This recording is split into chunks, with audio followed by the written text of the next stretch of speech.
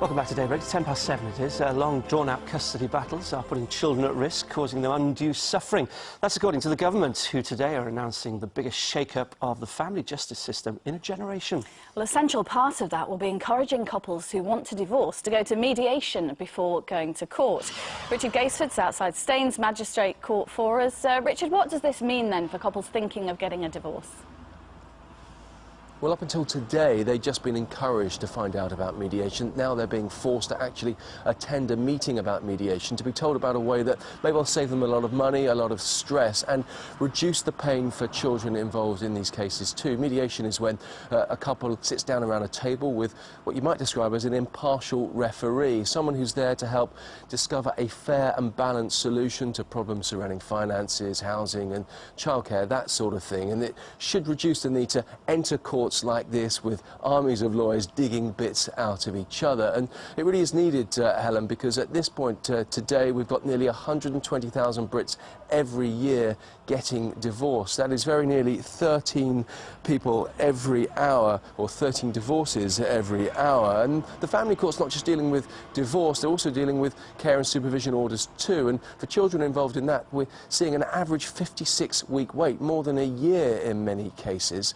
The new rules today suggest that that has to be at least a maximum now of 26 weeks. So all of these cases should be dealt with within 6 months, and that way reduce the stress and the pain for children involved in those kind of cases too. Thanks very much, Richard. Well, Natasha Britton, who's using mediation in her divorce, and mediation specialist Sheila Gooderham are with us today. Nice to see you both, ladies. Good morning. Natasha, you're going through the process at the moment, and you're a very good advert for how mediation can help, and particularly with children. How's it helped you? It just made everything more respectful, kinder, and we didn't want to, well, certainly I didn't want my divorce to define the rest of my life. So we just wanted to look after our children, our wider circle of friends and family, by having a good divorce and a respectful divorce. It's interesting, isn't it? Can you ever have an amicable divorce? Yes, you can. Yes, you can. Why would you, why But, not? the fact that mediation seems to be about the nitty-gritty of the divorce, if you like, the facts and the figures and all that business, it must be very difficult to keep the emotion out of it. Sometimes it can be difficult, and I'm a divorced person myself, so I know what it feels like. But the reality is, if you've got children, and you've chosen to have children together, you're going to be grandparents together. Of course. You've got the whole of your life ahead. You've got graduation ceremonies, possible engagement parties, you name it, grandchildren being born.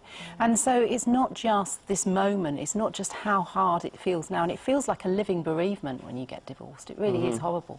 But actually doing something practical about it, sitting down, coffee pot, chocolate biscuits, nice person who actually knows their onions, knows about the law, can really help, and it can mean you can come out of it feeling, well, we did that, we sorted that. Sheila, the only part of this bit that's compulsory is that couples will be asked to go for an hour's mediation meeting. Exactly. How encouraged are you that that hour-long mediation meeting will then convince them that actually mediation could be the way forward and help them? Well, for people who've come to see me for the past 2 years for mediation information assessment meetings, and that's what the government's now asking people to do, I find that most people find it an absolute no-brainer. It's cheaper. It's much quicker than going through the courts. And then you've got this other element, the really important personal element, which is, if you're going to be grandparents together, let's sort it and work out a fair way forward. Well, why aren't more people doing it then? You paint the perfect picture. Yeah, I mean, it's because it's been poorly publicised in the past. It's taken the past 20 years, really, for mediation to come out of its infancy and be talked about, and the results, the success of it, understood and explained. But it's an unregulated industry as well, so people should be aware, because there are mediators out there with no training, or very little training, in family law-related issues as well. You're absolutely right, and this is absolutely vital, that people go to the Family Justice Council website. Go nowhere else. Do not Google a mediator, go to the Family Justice Council, Family Mediation Council website, Family Mediation Council website. And also Natasha's written a blog about it. I mean, that's how positive an experience you found it, isn't it, Natasha, trying to help other people? Absolutely. I just felt that if I could share my positive experiences and inspire people to want to have a better, kinder divorce, and really sort of put their children as the main focus of a positive outcome, then it's all going to be good. Yeah. Thank you for joining us Thank this morning. you. Nice Good to to talk see to you. both of you.